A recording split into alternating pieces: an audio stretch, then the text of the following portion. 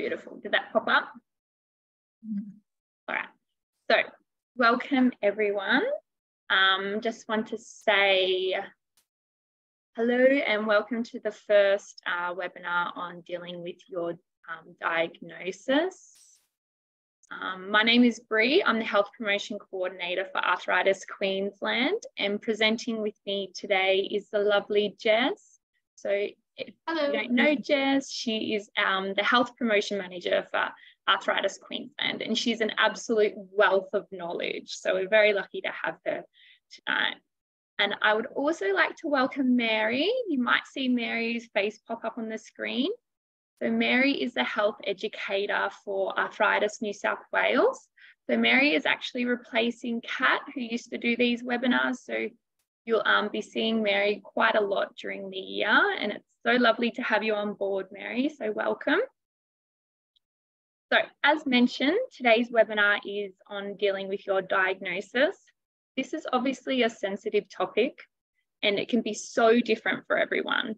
But we will discuss some generalised ideas on how you can talk to your loved ones about your diagnosis, and some tips in there for your loved ones to consider regarding the care of you and your arthritis as well. So as I mentioned, we'll be asking some questions during the webinar. So we'd love to have your answers and your lived experiences shared in the chat box.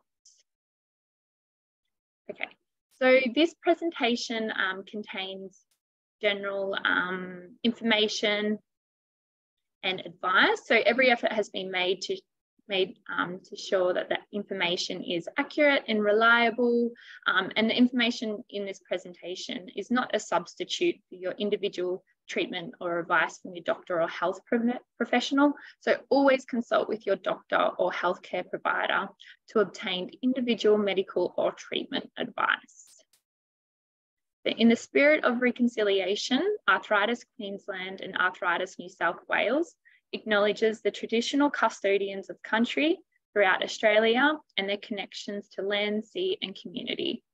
We pay our respect to the elders past and present, and extend that respect to all Aboriginal and Torres Strait Islander peoples today. So we're going to be focusing on 4 different topics today.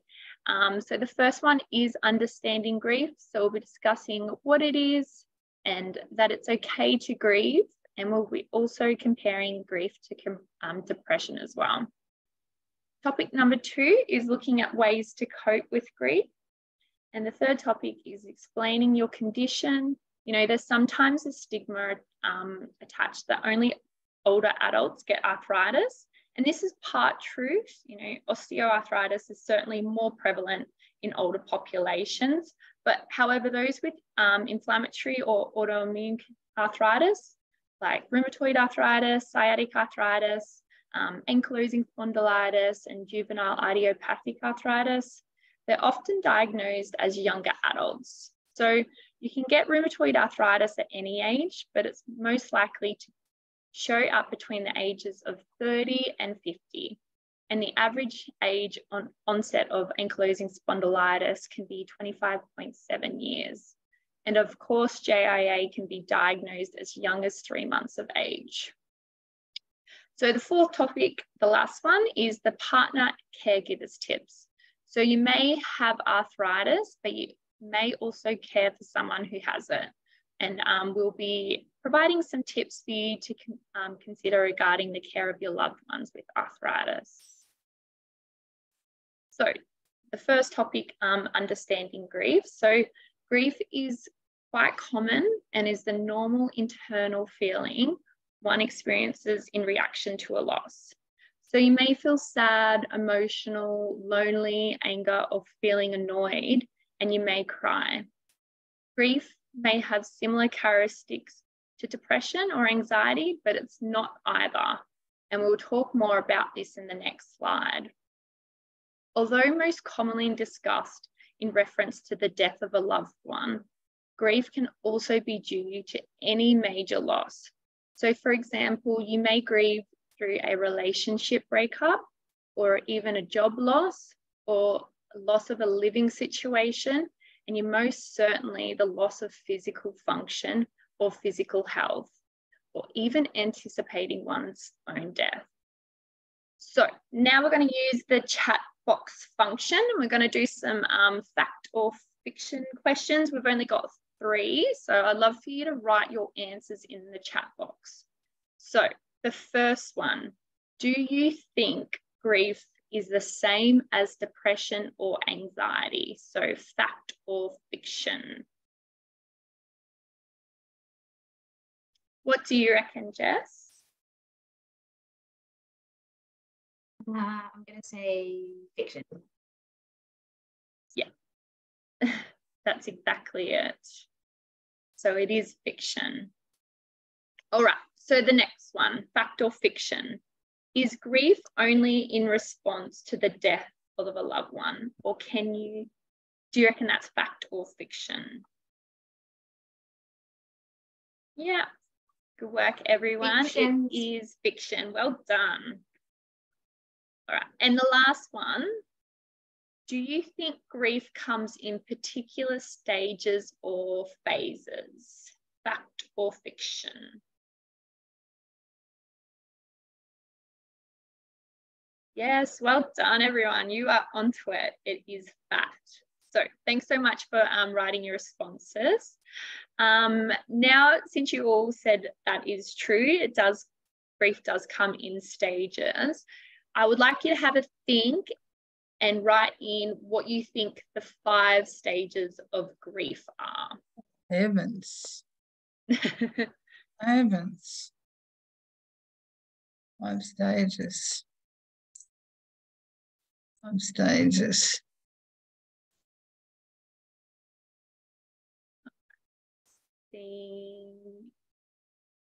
Now, I might give you a hint. The first one is shock or disbelief. Does anyone know any more? There's an extra 2 in there. Yes, denial, acceptance, absolutely.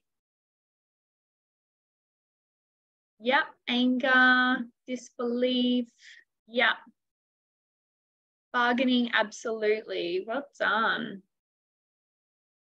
So the 5 stages are shock or disbelief, denial, bargaining, guilt, anger, and there are another 2 that's not usually spoken about as much, but it is depression and acceptance and hope. There are many theories of grief. To most popular, they're the 5 stages of grief. However, this theory is now outdated. The stages of grief don't have to actually occur, and they don't have a specific order at all. They can reoccur as many times as part of an individual's specific grieving process. So when people say once you go through all the stages, then you're cured of your grief, that's not true. People can go in and out of these stages and phases, or feeling the loss and grieving as well. So some modern theories of grief and loss are neither stage-based nor passive. Instead, the individuality of grief is respected. So what one person may find as a grieving experience or a grief experience, the other person may not. So the sense or meaning that each person makes of their loss can be really quite different. And it's also really respected that it's healthy to maintain connections with the deceased person or object. And it is respected that individuals are simultaneously oscillating between attempts to cope with the loss itself, as well as cope with finding themselves in this new changed world. So, grief versus depression. So it's important to note the similarities and differences between depression and grief. Grief is also known as bereavement. So grief is not depression. However, grief can trigger or may trigger clinical depression. And grief is specific to the loss, and depression is more broad and it's more generalized. So it's important to note that mental health disorders can be really quite common for people with arthritis, especially during their diagnosis as well. And this is really quite seen in lots of studies. So it's really important to note to seek help from the support of the people around you, as well as your healthcare team. And we advise to seek support services when required. And we'll also have a list of these ones at the end of the webinar as well. So the mood and effect of grief is feeling that loss, it's feeling that emptiness, but it sometimes can be accompanied by positive emotions like humor as well. With depression, you may be in that feeling like that depressed mood, with the loss and ability to feel pleasure and lacking those positive feelings. So when you are grieving, the time and course may decrease over time, and it may come in waves or be like a pendulum with pangs of grief, where depression can be really quite consistent over time. When you are grieving, your thoughts or memories may be focused on the deceased or the type of loss you're experiencing, where depression can be non-specific thoughts. It may be self-critical thoughts or dwelling on those negative feelings. Your self-esteem is generally preserved while grieving, but you may at times self-loathe, but it can often related to regrets, where depression may come with feelings of worthlessness, and self-loathing is also common as well. So grief and arthritis. So this is the themes of loss with your arthritis diagnosis. So as my time as a health promotion coordinator for Arthritis Queensland, as well as Jess's position as a health promotion manager, we answer the infoline calls that come through to Queensland. And we've spoken with many, many people who are grieving with their arthritis diagnosis. And these are just some quotes that we've experienced with our infoline callers that have addressed their grief. And the ages can range from 20 years right up to 70 plus. And it really does include a variety of conditions such as osteoarthritis, sciatic arthritis, rheumatoid arthritis, ankylosing spondylitis, and fibromyalgia. So the first quote we've got here is, "I can't keep up with my duties, and at work, the fatigue is almost debilitating and my memory is so poor." The next one reads, "It's almost as though I'm grieving my past good health and physical abilities." The next one, "I need to get used to my new body and it can really get me down." "I want children someday and wonder how things will pan out. It can get me down thinking about it." And the last one is, "It's not just work, but I miss my social life. I get sad and angry that I can't participate like I used to."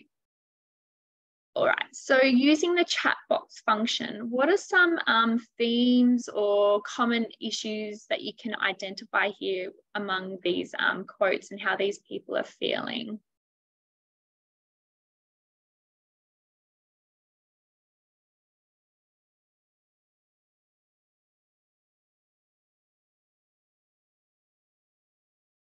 Jess, what are some that you notice? I guess it's just one of the key themes, I think, is sort of that there's that loss. So trying to get used to a new normal, and that things aren't maybe what they had planned that they would be, and how are they going to get through to that and understand that. Yeah, absolutely, definitely. It's that it's like one of the ones that you see in here is the grieving the social life as well. Yeah. Grieving. Yeah, and a lot of you are, quite agreeing with these ones as well. That's how you're feeling too. Yeah, lots of friends, grieving past days when I was healthier, absolutely. Yeah, and the normal to day or work functioning, that's something that I also notice here as well. And the loss of ability, the old body, the cognitive function, and it's also that uncertainty, especially with the conceiving as well. So it's that, the not knowing what's going to happen. It can be really, really scary for people. All right, so Does anyone identify with any of these and other ones that are mentioned here that you can relate to as well? And just use that chat box to write down some of your answers.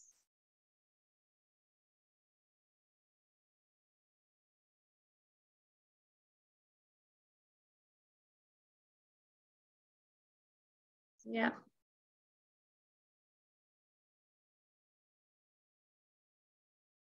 Yeah, a lot of people are agreeing as well.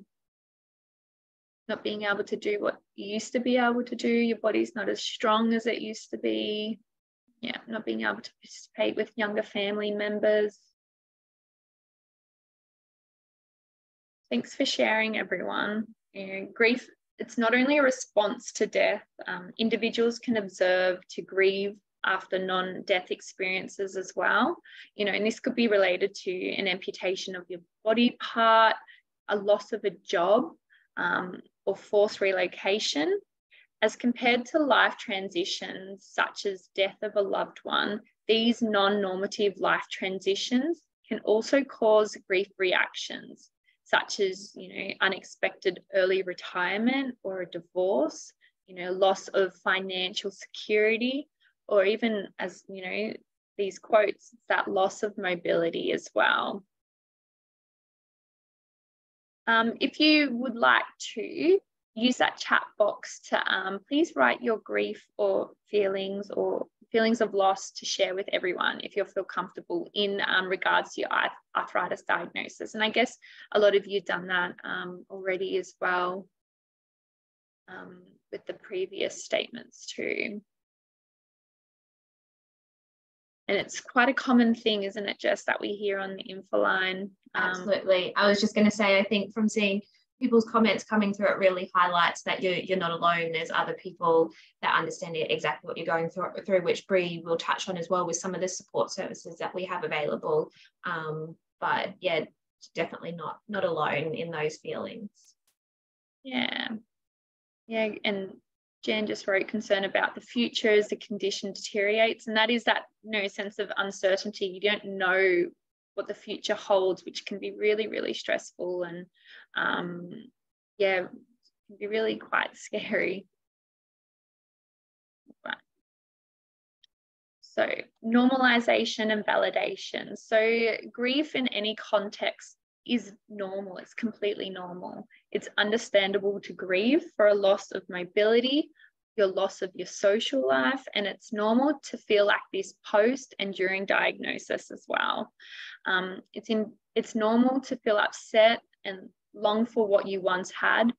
Grief is normal. It's a rainy day for you, and that's okay. It's definitely not abnormal. There's no normal amount of time to grieve. Your grieving process depends on a number of things, like it can be dependent on your personality, your age, your beliefs, and the support network you have. The type of loss is also a factor. So for example, chances are you'll grieve longer and harder over the sudden death of a loved one than, say, the end of a romantic relationship. But with time, the sadness can ease and you'll be able to feel happiness and joy along with grief. You'll be able to return to your daily life. In some cases, grief doesn't get better and you may not be able to accept that loss. Doctors call this complicated grief. But please talk to your doctor if you have any of these following symptoms. So you have trouble keeping up with your normal routine, like going to work, cleaning the house, feelings of depression, thoughts that life isn't worth living or of self-harming, any inability to stop blaming yourself. And a therapist can really help explore your emotions. They can teach you coping skills and help you manage your grief. If you are depressed, a doctor may be able to prescribe medicines to make you feel better. Grief can also be related with depression, anxiety, or post-traumatic stress disorder. However, if your symptoms persist for more than 12 months and severity of symptoms significantly disrupts your daily activities and mood, it may be classified as prolonged grief disorder. In this case, it may be best to seek help. So here are some tips to deal with grief. So the first one is give yourself time and be kind to yourself. Accept your feelings and know that grieving is a process that may come and go in waves. It really helps to talk to others. So spend time with your family and friends and don't isolate yourself. It's important to take care of yourself. So exercise regularly when you can, eat well and try to get good sleep, and see a psychologist and ask for that professional help. It's important to find new or return to your hobbies and exercises. So get back into those activities that bring you joy, use them as a distraction, and also figure out and trial those things you can still do with your body. It might be modifying your exercise routine or finding a new exercise mode that suits you.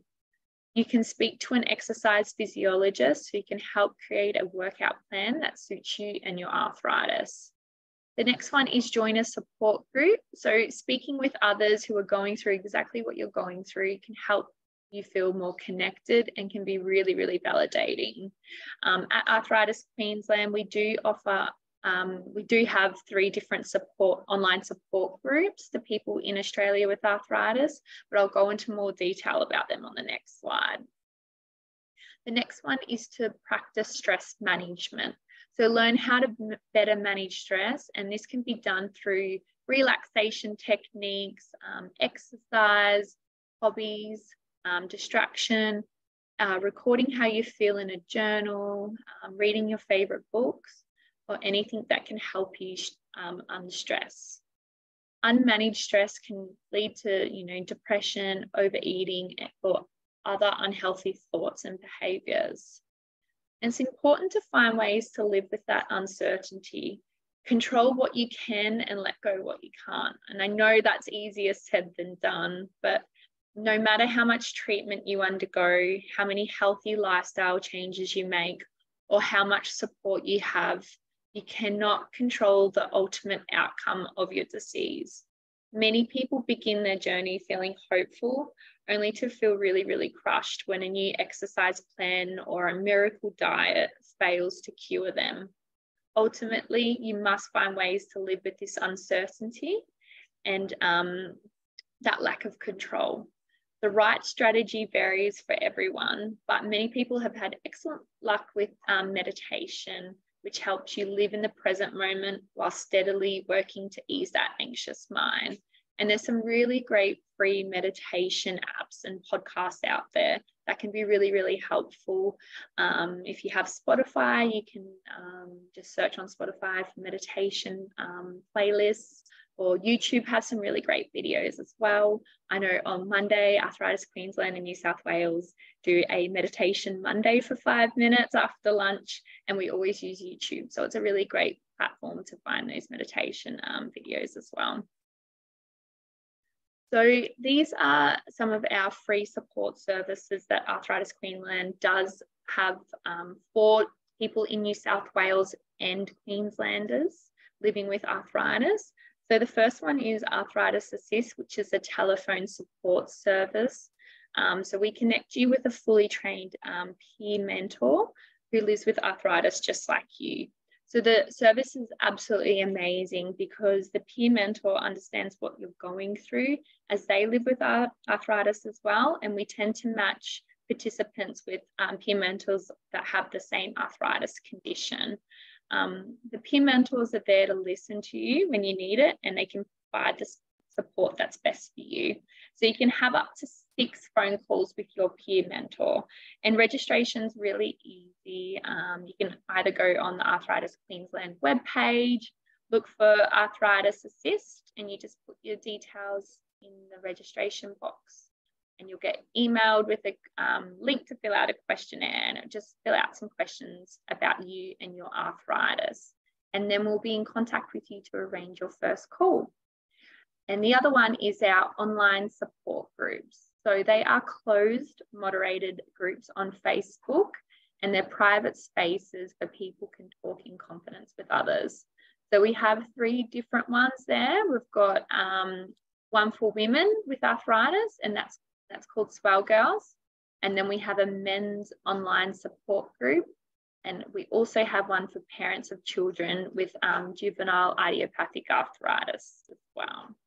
Jess, did you have anything you'd like to mention on our support services?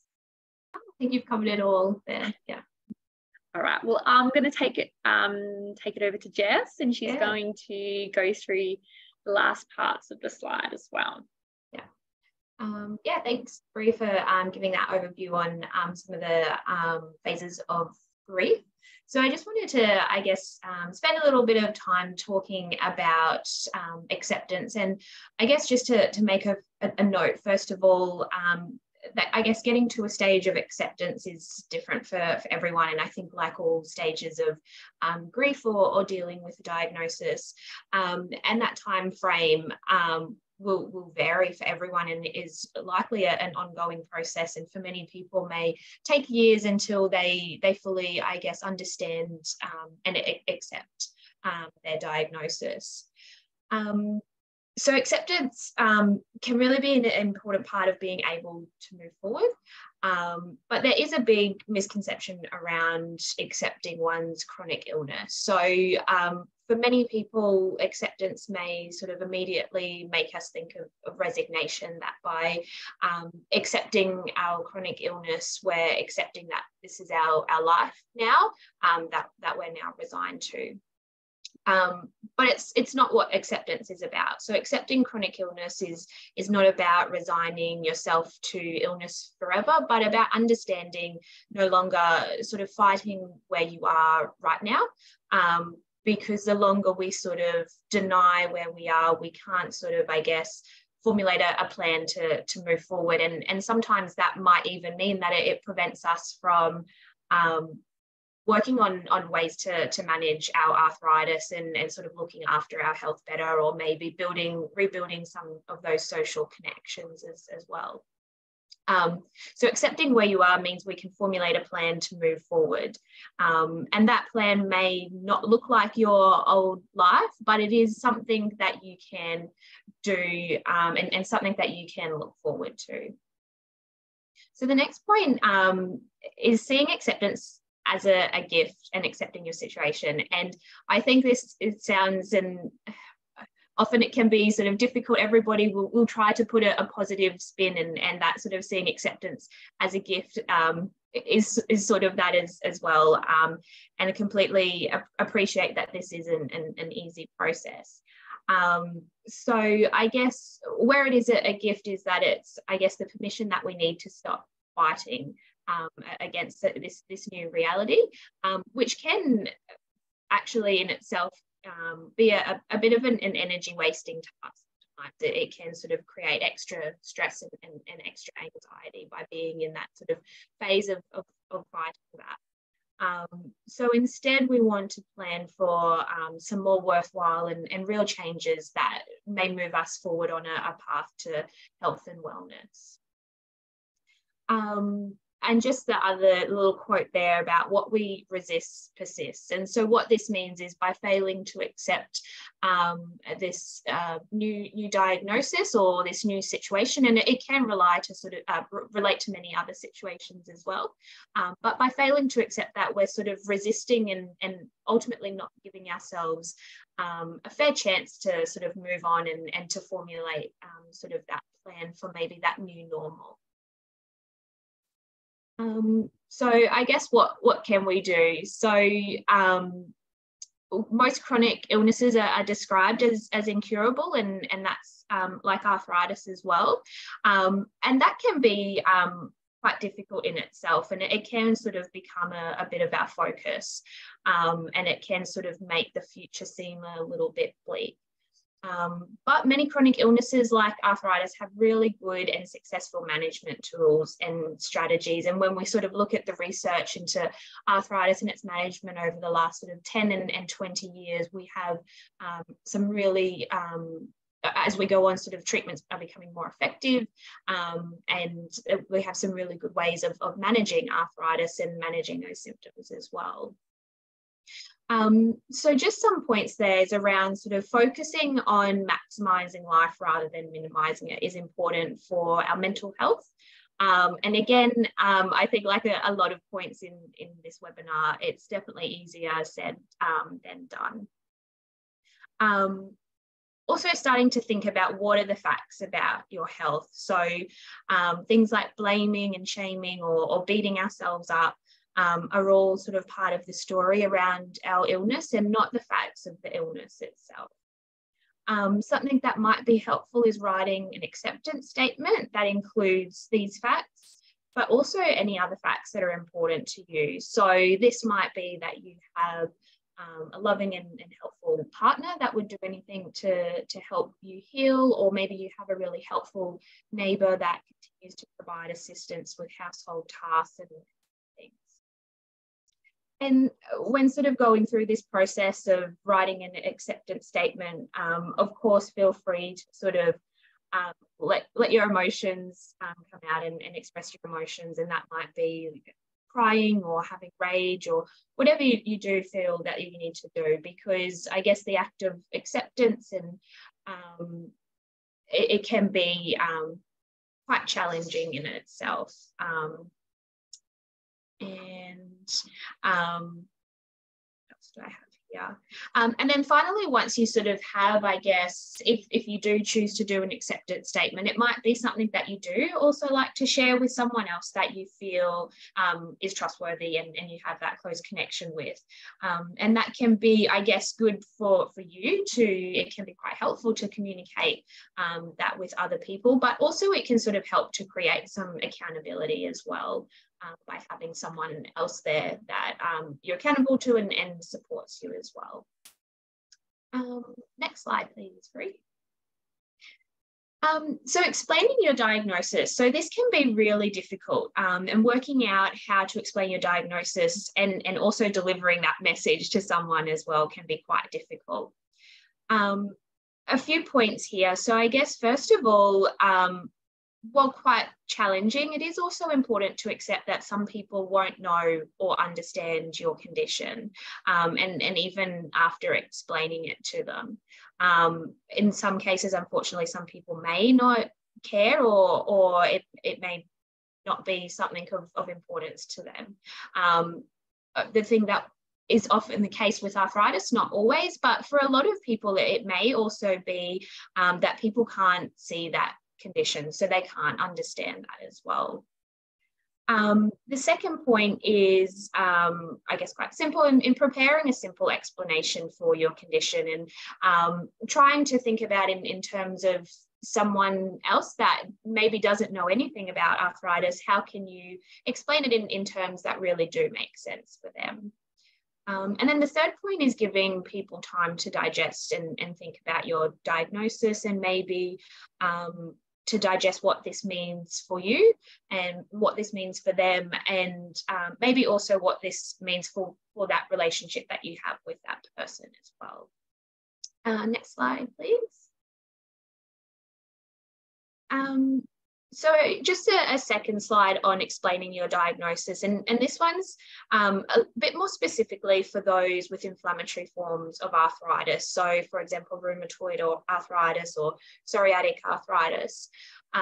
So with arthritis in general, we know that there is a big misconception in the community, and sometimes even within the health world as well, that arthritis is an older person's condition. And while many people do develop arthritis as they get older, and particularly degenerative types of arthritis, there are many people that actually do, that are diagnosed at a younger age. And this can be quite difficult for people being diagnosed themselves and maybe not seeing other people around them of a similar age that have a similar condition.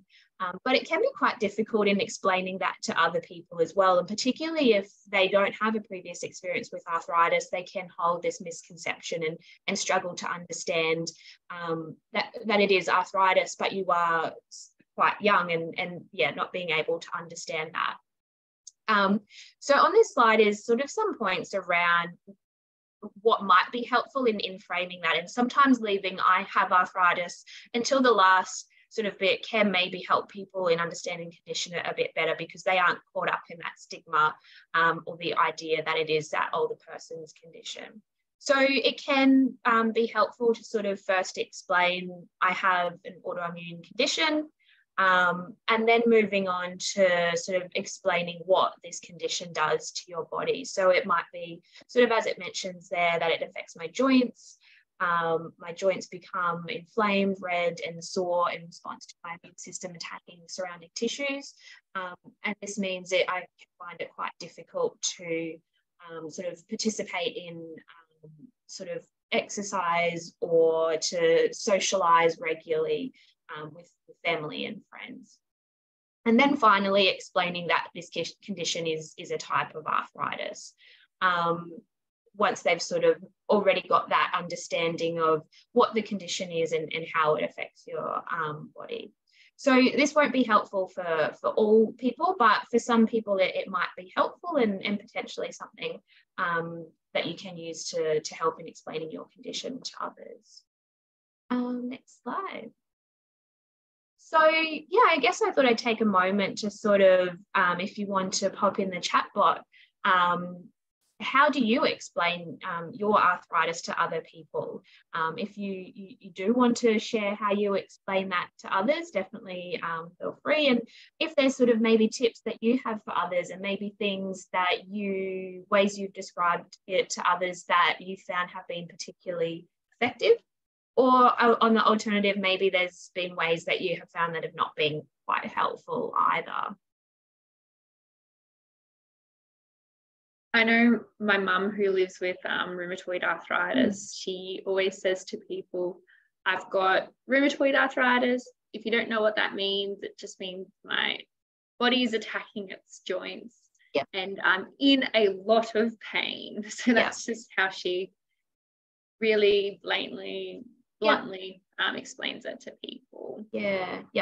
Quite simple and getting really to the point of those key symptoms. Yeah, because a lot of people that don't know much about arthritis just thinks, oh, it's just, the older people that get it, but they don't realize there's, over 120 different types of arthritis, and there's some that attack the body and then some that's non-inflammatory. So it's, it can be really quite surprising for some people when you do explain your arthritis condition to them and what that actually means. Yeah. And also, I think that it's not just the pain, and there is so many symptoms and so many ways that arthritis can affect people. And I mean, on top of that, the medications, there can be side effects of medications and things like that people really don't understand. Yeah, absolutely. Yep, being immunosuppressed, that's a really good point as well to make when explaining to people, because again, I think that's something that people don't think of if they don't have that previous experience with arthritis, and that can be something that does have a huge impact on how people go about their lives and manage their condition when they are immunosuppressed. Yeah. Was there any other messages coming through? I'm not sure Bree might be able to keep a check-in. There's a couple more coming through now. Yeah. I say I have Arthur. My mum calls it Arthur as well. And I think one of the comments there just made me think of another key thing that we know the way that arthritis occurs is that it can have symptoms that can come and go as well. And that's another thing that, of course, can make it quite difficult in helping other people to understand what it's like and what your condition is, because at times you may feel a lot better and you may be able to do more. And then, of course, at times it can be completely flipped and it can be quite difficult with a lot of fatigue and a lot of pain. So I think making that key point as well is that it does come in waves, and it can sort of have flares and times where things are quite good as well. Absolutely. Would you like me to go on to the next slide? Yeah, I think if you want to pop to the next one. So there's just some, I guess, tips for partners, caregivers, and friends on this slide. And we may or may not have partners and friends and family joining us. But it is, I guess, information that we can pass on to others. Bree, and as Bree mentioned, that we take a lot of our information, info line calls, and it is something that we hear is quite common in sort of how can I help someone, how can I help my partner or a loved one to understand my condition better, and sort of working through that process. So just a few tips here. And while we absolutely focus on the person with arthritis and how they manage and cope with their condition, you also do interact and live with other people. And it would be great if we can, as best we can, help them to understand and have the I guess, have those people helping you as best that they can. So I guess also understanding for them as well, living with someone with a chronic illness can also be difficult too, but we want them to be able to be quite supportive. So if you were a partner or family, loved one, first of all, acknowledge your feelings. So loved ones may also grieve or be emotionally affected by having a close loved one being diagnosed with a condition as well. It could be that the relationship may have changed, and there's also things in their life that have changed as well. So it's good to be open and honest about feelings and coping mechanisms, and talking to others about that and acknowledging those feelings. As a loved one, trying your best to understand the condition. So it may be asking them about questions about their arthritis and how it affects them. Like we mentioned, understanding what a good day is, and also maybe what a bad day looks like. Maybe what medications they take and different side effects, maybe how it impacts them, and maybe barriers to doing certain things. Sorry. Learning to listen, I think for some people can be quite natural, but for others can be quite a difficult skill to learn. So the little picture on the slide sort of has some of those really key active listening skills and techniques. And sometimes even just a simple thing of listening, and for someone living with arthritis, feeling that they are listened to and they are heard, it can be quite powerful, and maybe for some people that may be all that they need. So not always having the answers and not always fixing the situation, but using active listening to really understand what it may be that person is experiencing, and acknowledging that. Accepting that you won't be able to make the pain go away. So this can be quite a difficult one. People may feel, I guess, sort of take that on, and it may be a bit of a burden in that they know that they have a close loved one that is experiencing this pain, and it's not something that they can fix or that they can necessarily help with, other than sort of being there to support them.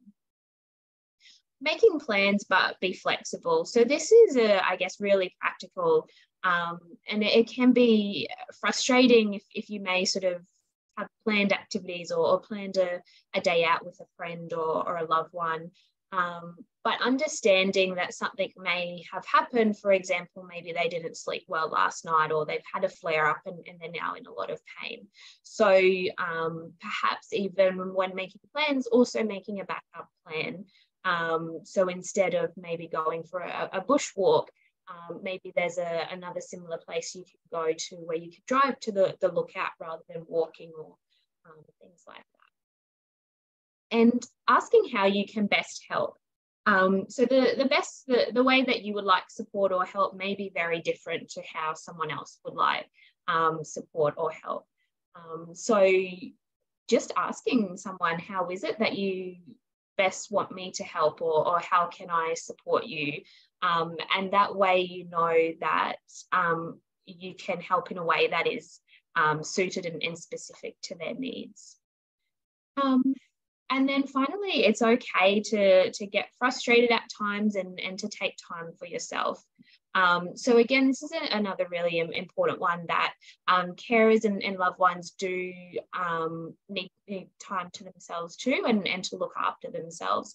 And it's also particularly important because rather than taking that frustration out on someone else, and particularly the person with arthritis that is maybe going through a lot themselves and already in this process of dealing with their diagnosis, it is important to take that loved one to take the time to themselves to be able to deal with those frustrations or those feelings that they may have occurring. Next slide. And so just, I guess, concluding some of the different things that we have gone through in this presentation. So it's okay to feel down about your diagnosis. This is a normal process. You can certainly grieve in the context of how your arthritis affects you and what it has taken from you and how it has changed your life. It not only affects you, but it can affect others around you, so those that you love and those that care about you. A good place to start in dealing with your diagnosis is understanding and accepting your condition and the diagnosis.